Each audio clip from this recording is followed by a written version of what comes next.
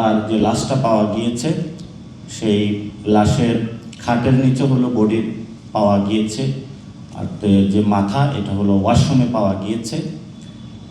এবং তাকে ধর্ষণ করার পরে যে জবাই, সেটাতে যিনি ধর্ষণ করেছে তার স্ত্রী হলো তাকে হেল্প করেছে।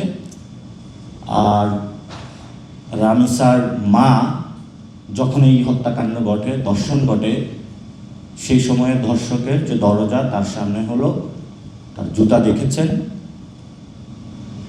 তো আমরা হলো এমন একটা পরিস্থিতির মধ্যে দিয়ে যাচ্ছি যে এই পরিস্থিতিতে আমরা মনে করি বাংলাদেশে গত শতকে বাংলাদেশের অভ্যুত্থান বলি, স্বাধীনতা বলি, গণ অভ্যুত্থান বলি, যা কিছু হোক না কেন, প্রত্যেকটা জায়গায় কিন্তু ধর্ষণের এমন কাহিনীগুলো পরম্পরা ঘটে আসছে।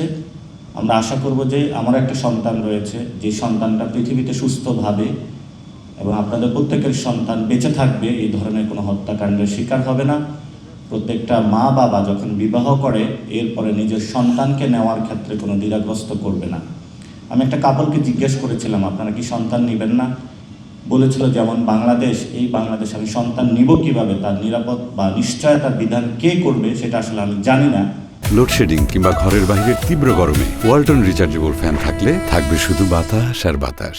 এই অভ্যুত্থানের পরে যারা আমাদের ব্রেন ড্রেন হয়ে অনেক তরুণ যুবা বাংলাদেশি ডায়াসপোরা যারা বিদেশে চলে গিয়েছিলেন, তারা একটা হোপ দেখেছিলেন যে বাংলাদেশে আসবেন।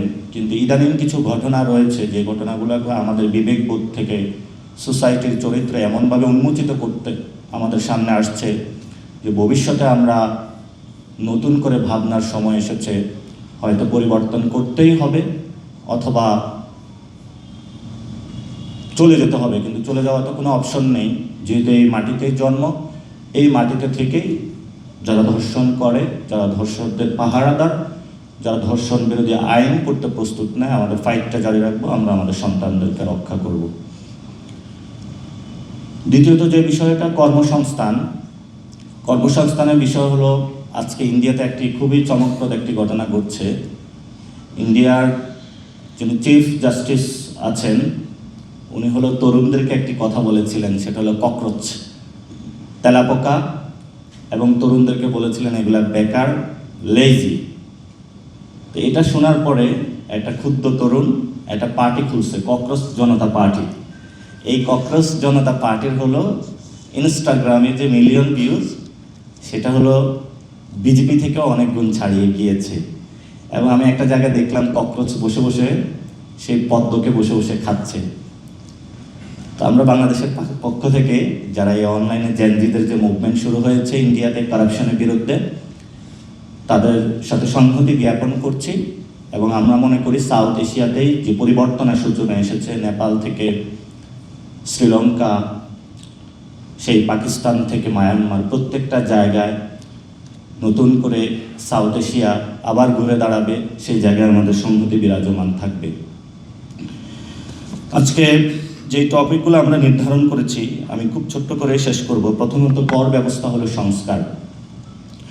কর ব্যবস্থা সংস্কার করা কেন জরুরি, একটু আগেই এই বিষয়গুলো নিয়ে খান জহিরুল ইসলাম ভাই বলেছিলেন কোন দেশের কতটা রেশিও, বাংলাদেশে হলো 8.6 পয়েন্ট মাত্র আমরা কর নিতে পারি জনগণ থেকে।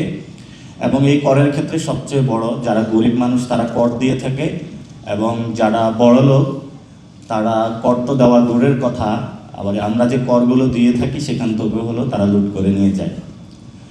তো বাংলাদেশে যদি আমরা কর ব্যবস্থা শক্তিশালী না করি তাহলে নাগরিকদের এবং রাষ্ট্রের মধ্যে যে সম্পর্ক, সে সম্পর্কের জায়গায় কিন্তু ভাটা পড়বে। মানুষ যখন দেখবে যে আমি গরিব হওয়ার কারণে কর দিতে হয়, তুমি বড়লোক হওয়ার কারণে কর দিতে হয় না, এই যে সমাজের যে বৈষম্য, সেই বৈষম্য থেকে কিন্তু জনগণ রাষ্ট্রের প্রতি আস্থা হারায়। তখন টিন সার্টিফিকেট থেকে শুরু করে বিভিন্ন জায়গায় মানুষ প্রতিবাদ শুরু করে আমি হলো ট্যাক্স দিব না, এবং মানুষ তাদেরকে হাইড করার চেষ্টা করে। সুনাগরিক হয়ে ওঠার জন্য কিন্তু রাষ্ট্রের একটি বড় দায়িত্ব রয়েছে। সেই দায়িত্বের জায়গা থেকে যদি রাষ্ট্র এটা দায়িত্ব পালন করতে না পারে তখন কিন্তু রাষ্ট্র ব্যবস্থা যেটা সেটা হলো ধ্বংসের মুখে পতিত হয়।